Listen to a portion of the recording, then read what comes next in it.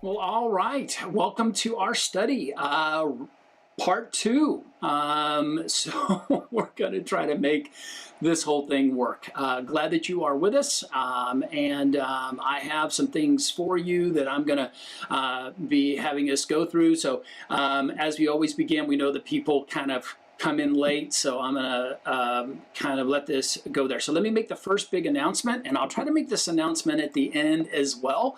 Starting next week, this will become a Zoom study. All right, so we want you to know that we've been doing this on basically on YouTube, and that's great and all that other fun stuff, but we're gonna make this into a Zoom study. And the reason why is that the group has gotten to a point where we can do some of those things, I think, a little bit easier, and wanted you to be aware of that. And so just be aware that we are going to start that next week. And so you'll get a link. You'll go to the homepage. That is where the link is. So don't be going to YouTube. There will not be anything there. You'll need to go to our homepage on our website, get the Zoom Bible study link, and that will get you right in. And we will go from there. So I just wanted you to be aware that that's going to kind of be the first thing that is going to take place in that, is that there will be that. All right. The next thing we get to talk about is that next Wednesday, there's going to be an outdoor prayer meeting at 7 o'clock. It's going to be out in our patio area. For whatever reason, I call it the quad area. That's in my head. It's from my high school years that we always call the patio area the quad. And so anyway, but that's going to be at 7, about 7:45, about 20 minutes of prayer time. But you do need to wear a mask, and we will be doing social distancing. The bathrooms will be open, but we're going to be outside, weather permitting, and we'll go from there. And then again, afterwards, for people that maybe you haven't seen in a while, you get to hang out and be with them, and that'll be good. So next Wednesday, 7 p.m., no online or Zoom will be a part of that. So we want you to be aware of that as well. The next big announcement, we made a big update. If you have not heard about this, is that you can sign up right now on our webpage to be a part of our in-person services starting on June 28th. And the reason why we're doing the registration is because it allows us to make sure we know who is in the building. If there ever is an issue with an outbreak, we can then make sure we get a hold of all of those people. Per what is happening in California, we can only be at 25% of our capacity, which is about 65 people. So that's worship team, workers, everybody. And so want you to be aware of that, and you will have to wear masks. And so please understand that once we get to 65 people, we will offer up a overflow room. That overflow room will be done by video, and so you'll be able to see those by video. And so we want you to be aware of that. Masks are going to be required, and also worship will be put at the end of the service, so that way people can leave if they're not comfortable with the fact that the worship team will not be wearing their masks as they sing. By the way, everyone in the congregation will have to wear masks for that potential. The next thing, though, is that because of that, and because of the fact that families have got to sit together, we know that it can be difficult for families to kind of do that. So we are opening up micro communities. Micro communities are, again, just our church. They'll be watching the service together collectively. A lot easier on kiddos, a little bit easier for them to roam and be free and do those kind of things, but also just for community for those who are older, just be able to sit with people. And we know that we've had a few of them start up and they're having great results, so that might be of interest to you. So if that's something that you need, please, all of this is found on our homepage on our website. You can either sign up for micro communities, you can go there to register to be a part of our in-person service, and you can again get the information that you need. So again, want to make sure we get those announcements done, and then we're going to get started. All righty now. So what we're doing, or I'm going to attempt to do, is to do a basically a overview of the New Testament. 2 weeks ago, before we had the glitch, I kind of gave you a 30,000 foot level of what the Old Testament was.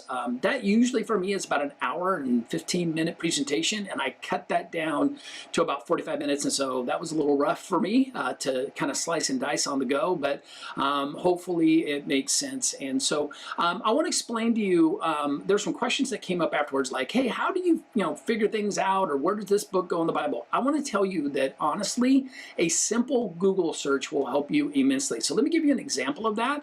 I just want on to Google and you will find that there are some great timelines that you can just go biblical timelines, and they'll give you graphical interfaces of that. So the one on the screen here, I just want to show you that what's happening here is that this area up here starts off, obviously, Abraham leaves Ur. That's the beginning of what goes on. Then you have the patriarchs. That would be, again, what we talked about, Isaac and Jacob. And then we have, of course, the entry into Egypt, and that's right here. And then, of course, the exodus of Egypt, which we talked about. This is us in the wilderness. This is the 12 tribes area that is here. By the way, this will be available to you in an email that you can do this. And this is the judges that we talked about. And then after the judges, we move into the kingly years. And then the divided kingdom, we talked about that as well. And so that's all there. And then, of course, you have the exile. Once the people just did not listen to God, so we sent them off to Babylon. Restoration under the Persian Empire. And then we go all the way to, of course, Jesus being born. And then at the end of this is the temple is destroyed in 70 AD. Let me show you another graphic. This is just a simple Old Testament book in chronological order. And so, again, I spent a lot of time on the Pentateuch last week, and you guys were able to see that, and so where does that all fit in? And that's these books right here. Job is actually in this timeline of Genesis. And then you have Joshua and Judges. We walk through that. Here's all of the kingly stuff again. And this is the books that we have, Proverbs, Ecclesiastes, Lamentations, Song of Solomon, and then you'll see again some of the minor prophets and some of the major prophets that are connected to Judah. And then, of course, the other ones that are connected, obviously, to the fall of Israel is connected here in 1st and 2nd Samuel. That's Amos and Hosea. And then, of course, you have the exile again, Daniel and Ezekiel, them coming back, which again is Nehemiah, where they rebuild the wall, Ezra, where they rebuild the temple, and again, these returns. And we end with Malachi, right? Malachi is where we end before we have the 400 years. And then, of course, the book of Esther is shoved in there. So, again, today's technology, a simple Google search will really help you. So, for example, if you're interested in getting into a specific book in the Old Testament, pull up one of these chronologicals, and you'll be able to see, again, kind of like how that all works and where it kind of fits into the flow and what it is. And by the way, I just picked a few. There are tons that will give you far more detail than what this simple one that I just showed you was about. So, wanted you to be aware of that. Now, I'm going to do my best to switch back between me and this little graphic. The graphic I'm about to show you is really busy, but hopefully my little pointer, and I'll do some other things that will help you understand this. But as we get in to what is the New Testament, so let's begin there. Let's begin with this concept of the New Testament. Obviously, the Old Testament had to do with God dealing with, as I explained, the people of Abraham, which became the Israelites, which became these people in which God was using and was really being using them to be his chosen people. He's the one that gave the rules to, the law, the covenant of circumcision, all these things, and yet we see this long-suffering Father that loves his people dearly, that is in this, is in that time period, is really wanting for God to show himself, but God is so hurt by what happens with them that they continue to go after pagan gods, they continue to not follow his law, that they choose a king over him, that he has to send prophets trying to bring them back, that he has to send people, and ultimately we understand that there's going to be this need for this one that will become the Messiah, which the Messiah is talked about all the way through. And again, as we find in the New Testament, there is this concept of the hope of Christ that is a part of that. So I just want you to be aware that is what we're talking about. Okay, so in that, what I want us to do then is I'm going to have us switch over, and I'm going to show you this, again, very busy graphic. It's going to get overwhelming for your eyes, but I'll break it down for you and explain to you why I'm using this specific graphic, because it has some keys that will be helpful. And again, I will try to do my best to make this graphic available to you. So here we go. All right, this is your very busy graphic. So anytime you get one of these, the first thing you need to know is the key is really really important that's going to help you. Hey, before I do this, well, you know what? I'll do it this way. So I want to show you something in here, because I'm going to talk first about Matthew, Mark, Luke, and John. So I want you to see up here, this gives you when it would be. This is 50, we would call it BC. They've made it this new thing called CE, but 50 BC. You have the book of Mark. Then you have Luke written between 56 and 58. You have the book of Matthew being here between 66 and 67. And you have John here after 70. And so I wanted you to be aware of that. So I'm going to switch back over to my screen, and I want to talk to you a little bit about this. So what we have here, I want to talk to you about the first four Gospels. Why in the world would we have basically a Gospel given 4 times? We call them the Gospels, the good news. So Matthew, Mark, Luke, and John, you need to know, as I've just shown you, written in different times. But again, it's more important that you understand the author and the audience. So let's start with let's go in just order as they come in the New Testament. Matthew, eyewitness, tax collector, one of the 12, a Jew, completely a Jew, would have written to the Jewish people with a Jewish perspective and the things that he is going to land on. So for example, if I write a letter to my mom, it's different than I write a letter to my wife. Again, different audience, different perspective, different things are going to be said in that context.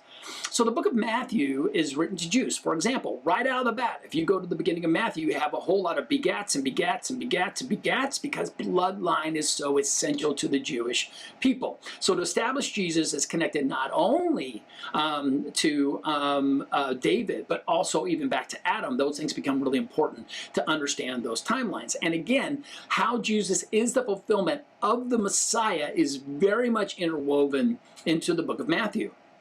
So again, Jewish author, Jewish audience, that's the perspective. And again, when you understand the lens of why, when you read a gospel or any of the other books and understand its context, it really becomes helpful. The book of Mark is written from a Roman perspective. It's believed that Peter used Mark to really have it be Peter's gospel, but Mark is kind of the person writing it, and much more to a Roman perspective. Leaves out the genealogy, you'll notice, is much more about God's power, his strength, and Jesus' power and strength, because that would have been very significant to the Roman culture. And so again, the focus is different, and what he's going to light on or what he's going to focus on is going to be different. And so there's things that Mark will underline, and there's things that, again, that others won't, and that's why that all kind of connects the dots and makes all that happen. So again, the book of Mark written to the Roman people from a Roman perspective. So now we get to the next one, Luke. Luke is written by a Greek to a Greek perspective. We know he's the good doctor, because we call him Good Dr. Luke. And Luke is considered to be probably the most chronologically correct book, because if Luke did not have an eyewitness or talk to the person himself, he leaves it out. He really does his best to give really a good and thorough study. He does not put anything in there that is just, you know, hearsay. He is logical. Now, again, from a Greek perspective, the things that have been important to Greek, and so he speaks a lot into that whole context of Greek culture, of, again, you know, the mind, and, you know, you think about, you know, Plato and Socrates, those kind of things, like, and so Luke is really kind of digging into those things specifically. And so again, those three, Matthew, Mark, and Luke, are chronologically starting at the beginning to the crucifixion, and again, all written from different perspectives. Then we get to John.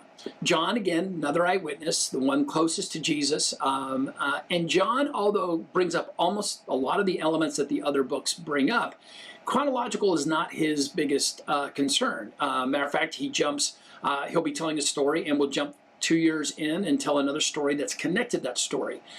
John's heart is to get across the love of Christ. It's why a lot of people say, hey, look, if you're going to start the scriptures, start in the book of John, because you're going to get the love of Christ and why that's so important and why that's so significant. And so again, that's why it's important that you understand the context. So again, you don't go to John for chronological, but you do go to John much more for heart, right? So John doesn't have necessarily an audience of Jew or Greek. It's kind of to everyone. This is God, and if you just even start off at the very beginning, the first chapter, first words, in the beginning was the Word, and the Word was with God. He's trying to give this heart of who this Christ was, right? And again, the last book written kind of towards the end of his days. He's on the island of Patmos, and he writes this book, and it's just this beautiful picture of that. So again, 4 different books, all telling the same story, tweaking the perspective by giving who the author is and who the audience is. I hope that kind of helps you understand why we have the 4 Gospels and why those things are significant. Okay, so I'm going to go back to my little graphic here. Here it comes with all this fun color. So here again, I told you about the key. The key of any of these maps is really kind of important if there is one. So I'm going to show you right here. The first one where my little highlighter is purple. That is all of the Roman emperors and when they reigned and their power. And the reason why, again, is that that would be the rule of the land, the law of the land, and again, all of the books and all the things that happen have to bounce against the rule of the land. This lighter purple is, again, those who have been in power in the area of Judea. And again, these are the Herods and the Herod Antipas, Herod Agrippa II, and of course Herod the Great. Herod the Great would have been the one that was there when Jesus was born. And then, of course, you have Herod Antipas is the one that is after that. And then you have, of course, and so these just help you because, again, the Jewish people are dealing with what is happening. This green line, obviously, is all of the dates. Fairly simple. Now, one of the things is I want to tell you is I love this idea. It's called church location. It's not the best thing, but oh, dropped my pen. Sorry about that. But in this pink shows where did the church and where was it and how did it go. So here's church in Jerusalem. Here's the church in Samaria and Judea, and when does it start? The church in Cyprus, Antioch, when does it start? And then, of course, when does the church go out to basically the world? Now, here becomes a very, very, very significant passage.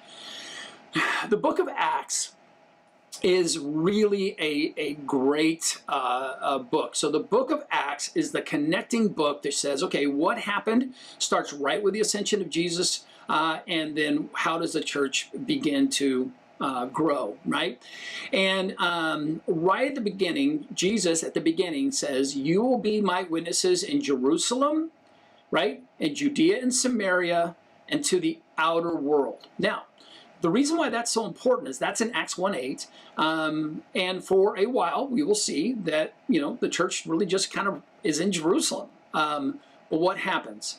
Well, in that time, those people were not expecting to be missionaries. They expected to live in Jerusalem. The church is established, but it's already having persecution by the Sadducees and by the ruling council.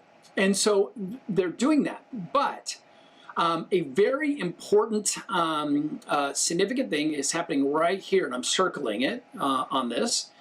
This happens in Acts 6 through 8, is the stoning of Stephen. At the stoning of Stephen, the persecution of the church in Jerusalem begins, and the church begins to be scattered. Where are they scattered?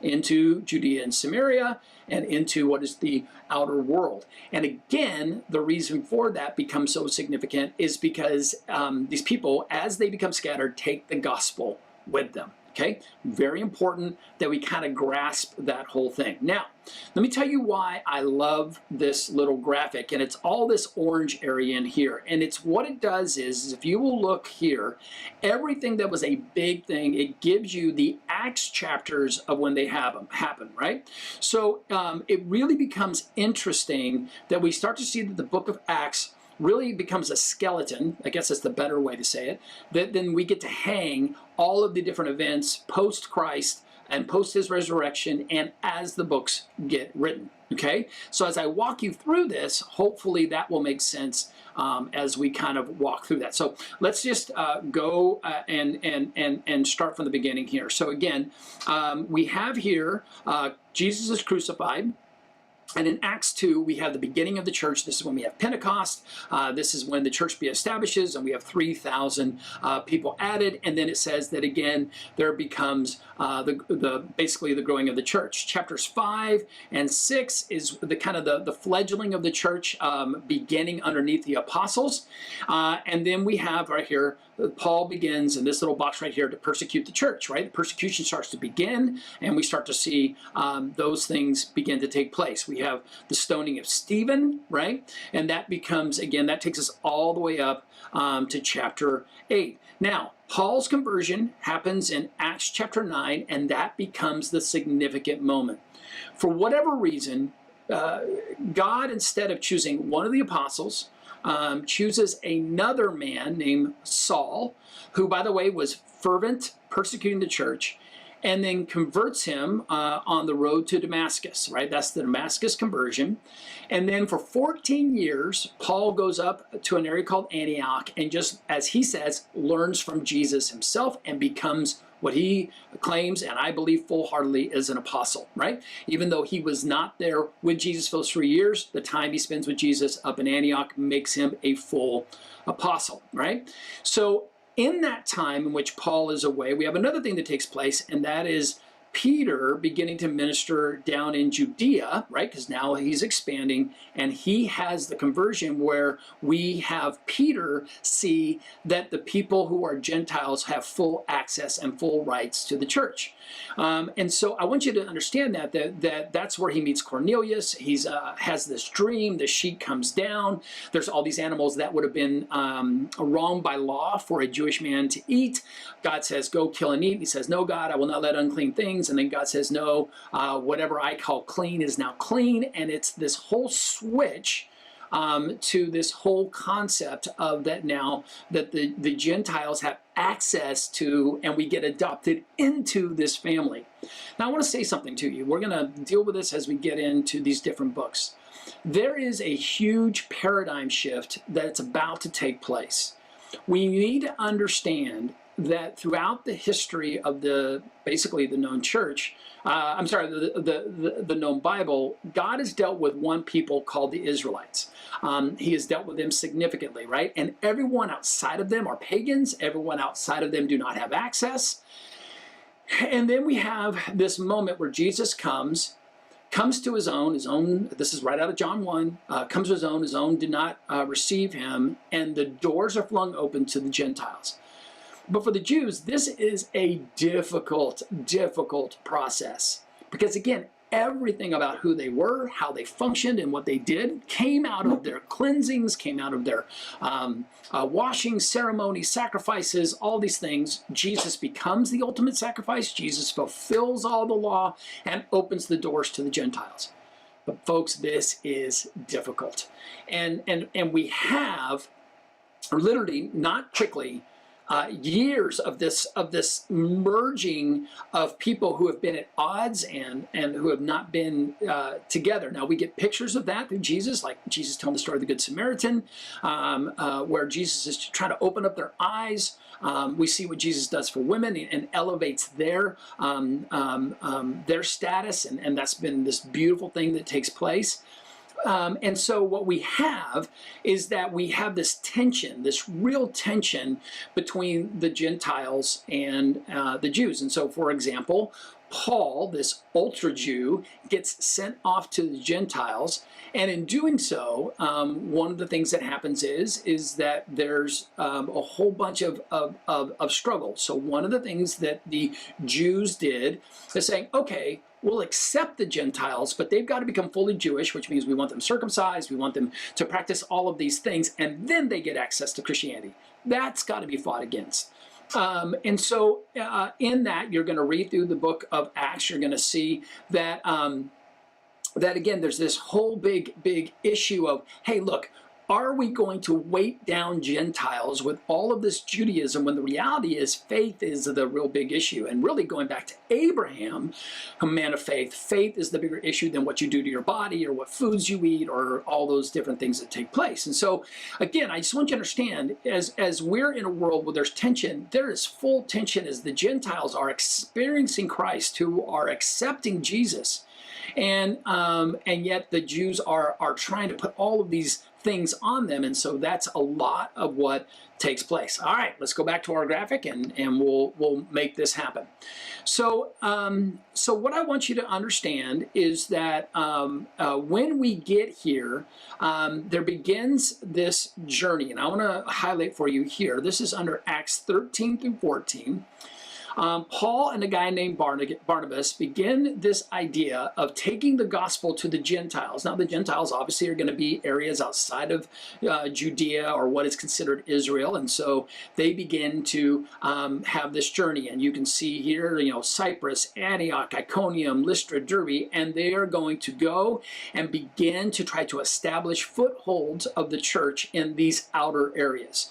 Paul has the same pattern every time he goes in. He goes into a town. He finds the Jews that are there. He goes to the synagogue. He tries to let them know the Messiah has come. And then there's usually a reaction. For whatever reason, there are times he stays for weeks, if not months. And there's times where, again, because of the outcry of the Jews, he's there for a few days and then he's kicked out and he goes on to the next town. But at every place, he finds those who are faithful, and those people become those who start establishing churches within those cities. Okay? Now, here's what becomes interesting. So as those churches begin to become established, Paul kind of is going around on these missionary journeys, and he's doing these different things. He would hear about what is happening in those churches, or would get a letter that they would have a question, or they would have a response, and then his responses become our books of the New Testament. So right here where it says blue, you can see this is all these blue books are Paul, mainly in response to either situations happening in those churches, or him responding to letters that they have written him. Now, again, most of the books that he would have, letters he would have written would not only have been read in that specific city, but would have been passed around. So, for example, here we are between 50 and 52. Paul begins his second missionary journey, but writes the book of Romans, Galatians, and 1st and 2nd Thessalonians, okay? And again, this book of Romans specifically is dealing with this tension between the Gentiles and the Jews, and that's a lot of the beginning of the book of Romans, right? So in the second missionary journey, he goes again to Lystra and Derbe. Now he's going back to some of those places: Philippi, Thessalonica, Berea, Athens, Corinth, those kind of places. And again, he is going to write letters. So as you get into your Bible and you go, okay, here we go, Matthew, Mark, Luke, John, Acts, Romans. Well, Romans was a book that Paul wrote because he wants to go to Rome and he's trying to get them ready for his arrival there. Book of Galatians would have been a response to what he had heard when he was on his first missionary journey, and the same is going to happen with 1st and 2nd Thessalonians. He is writing them out of a response, right? And then again, you'll notice there is a book of Mark that is written. All right. Then we get into the third missionary journey, Acts 18 and 19, and then we get the 1st and 2nd Corinthians are being written. All right. After the end of the third missionary journey, Paul knows that he's going to go through. He's taking up a collection for the Jews in Jerusalem, because, by the way, they're under great attack and they need to be supported. So he's taking up a collection, is going to take it back to Jerusalem. But he knows when he gets back to Jerusalem, the Spirit has told him that he's going to be arrested. All right? And that's what happens here in Acts 21 through 22, that he is arrested at the temple. There's this whole thing that happens. He goes, by the way, and meets with Felix and Festus. That all happens here in 23 and 24. This is, again, verse 25 and verse, I keep saying verse. Acts 23, 24, 25, and 26. And it's not till we get to 27 that he's actually on his way to Rome to meet with the Caesar to plead his case. While he's under house arrest, by the way, you can see we get these other books. Paul arrives in Acts 28, right? So, by the way, this is when the book of Acts is written that tells all of this story right here in about 60 BC, right? Now, Paul then is released from prison and goes to, they believe, Spain. There's a question mark. They don't know. Troas and Corinth. He's arrested again, and that's when he writes what we would call the personal books. He's going to write to Timothy personally, Titus, And then, by the way, this is where the book that we're in now, First Peter, this is time this would be written. This is when the book of Hebrews would be written. And then, of course, Paul then is killed. And so you need to know that's what takes place. In this time, Paul and Peter are martyred. And again, that's right after we get First and Second Peter. That's when Peter is martyred. Paul is martyred. They're right here in this area between 66 and 67. John is put on the island of Patmos after, by the way, being boiled in oil and survives. And then again, he then writes Revelations, 1st, 2nd, and 3rd John, and the book of John. And then he dies on the island of Patmos. Okay, so here we have this journey, and again, the book of Acts becomes the connecting dots as to, again, a church is established, church has an issue, they write Paul, Paul writes back. In 1 Peter and 2 Peter, there's this expulsion, which we talk about, and Peter is writing those people, which is what we've been studying for the last few Sundays, right? And then in this time, Matthew's going to write his book. So there's these incredible stories in here. Now, I'm going to highlight a couple of books just so you are aware when you get to them, you have some of these things that will trigger you in your mind. One of them is James. This book, James, would have been the book which would have been the brother of Jesus. This is the physical brother of Jesus. He was the first pastor of the church in Jerusalem. He was not an apostle, he was a pastor. So as the church established itself in Jerusalem, James steps up and is their first lead pastor. And by the way, is the one that is helping, when they saw the council in Jerusalem, he's the one that's helping with the decision, hey, the Gentiles do not have to go through circumcision and all those things. James has that role and writes a very powerful book that is just really getting into our motives and who we are.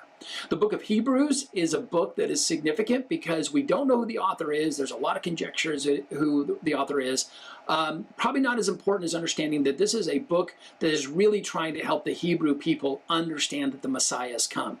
If the Messiah has come, then we don't need all of this law. We don't need all this sacrifice. We don't need all of this stuff. We have a better high priest, and that's trying to help this transition to the fact that the Gentiles are coming in and there's a whole new system that has taken place. It's kind of helping that whole process happen. The other book that is really significant, obviously, is the book of Revelations.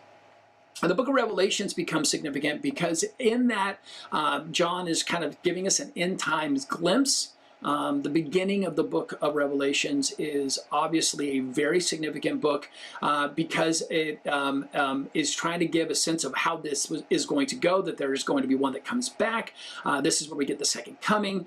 This is where we get clarity that when in the Old Testament, the first and second comings are spoken of in the same context of the prophets, and now we understand there's a first coming and a second coming. So Jesus first comes as the one lowly on a donkey. He will come back on a stallion, and when he comes back, there will be judgment. And so again, all of a sudden we start to get clarity that way in that process. And so I want you to understand that the first beginning, although it talks about lamps and lampstands, there's a lot of wedding imagery in the first few chapters of the book of Revelations that talks about, again, the king coming back for his bride, and we're his bride, we're the church. A lot of wedding imagery in the book of Revelations. And then towards the end, what's going to happen, the fall of Satan, and again, all of what happens. And again, folks, I want you to know, I do believe that when all of this takes place in its time, there's going to be this moment where we go, oh, obviously that's what that was. But from our perspective, just like the Jewish people could not understand all of what was happening because they couldn't separate that there was a first and second coming, we're not going to be able to put it all together. And so in that, the book of Revelations becomes this really something should be hopeful for us, that there is an answer, there is a victory, but man, there's a lot that has to take place there. Okay, I'm going to go one more time back to our little graphic here. Again, this is a graphic. You can find this online. Like I said, I'm going to try to make it accessible to you. But in this, I want you to know that this graphic here is really important. Just because, again, it's a tool for you that as you're going through the scriptures, you can go, oh, this was a book of 1st and 2nd Corinthians as a response when Paul was in Corinth here in his second missionary journey. What takes place there? Okay. Now, I'm going to switch back to me. Sorry, you get my face for the rest of the time.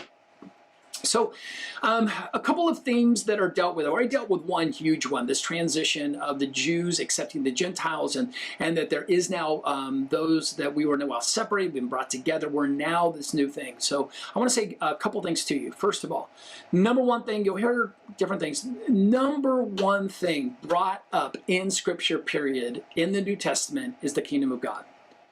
That there's a new kingdom coming, and that we are to be a part of it. And again, it's the thing that Jesus spoke about the most, and a lot of what we're talking about is, again, this is not our home. We've seen that in 1 Peter, that we are only sojourners.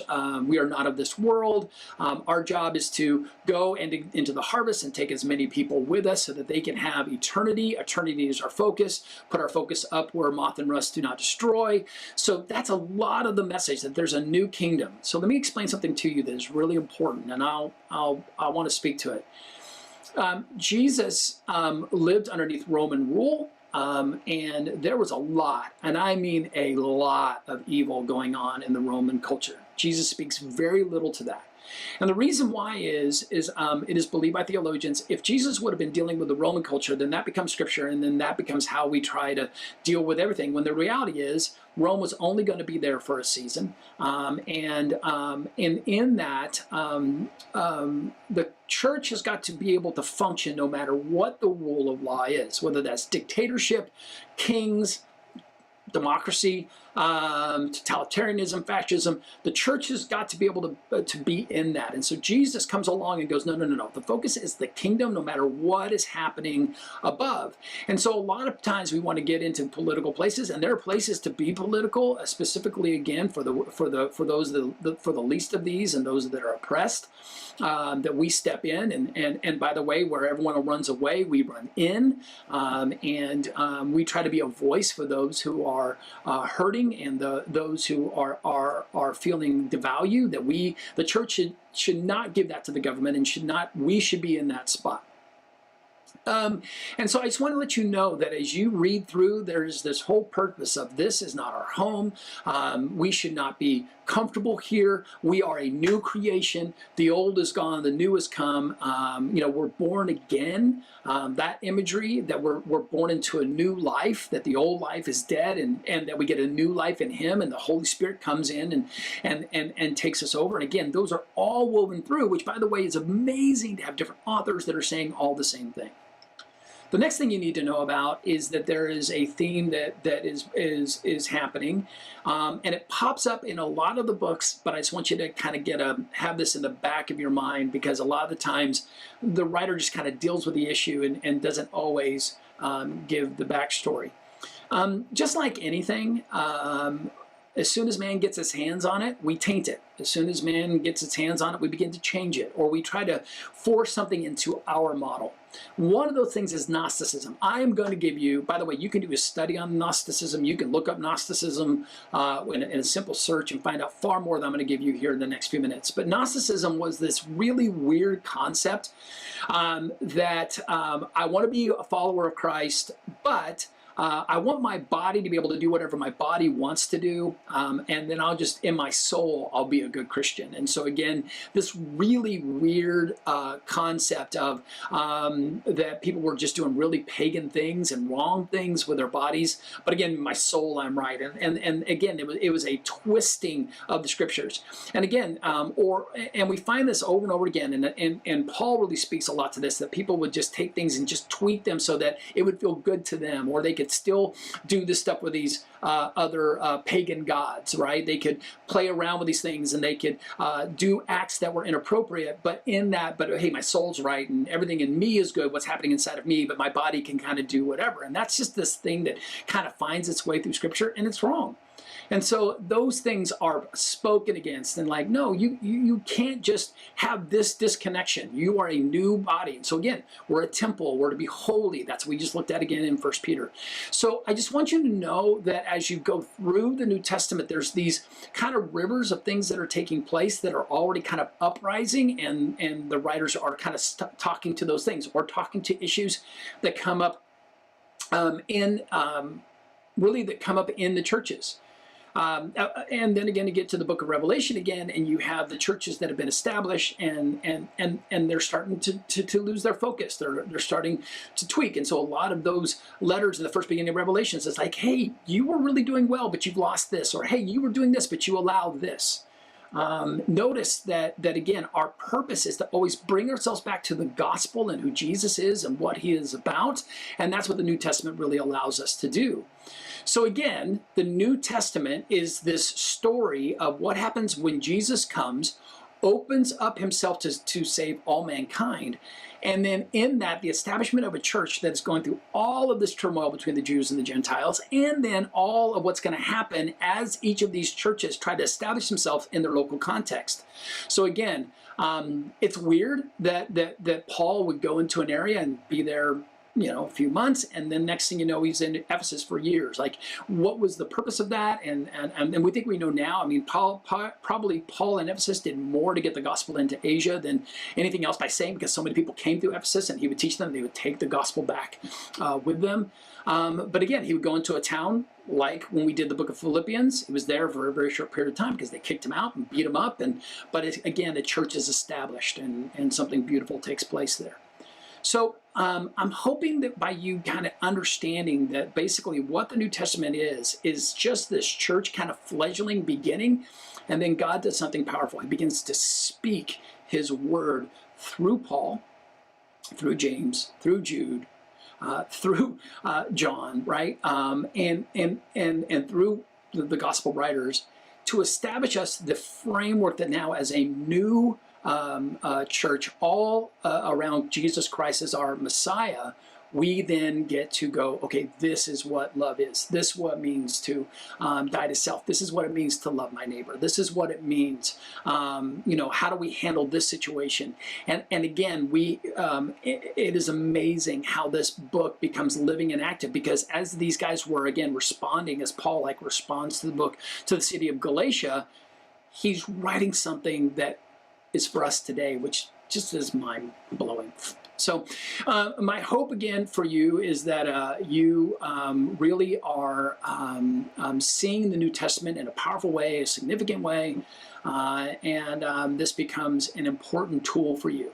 I'm really hoping this worked. I'm hoping that you got to see this in all of its entirety. So let me just say to you, God bless you. I hope this was helpful to you. I hope it was encouraging to you.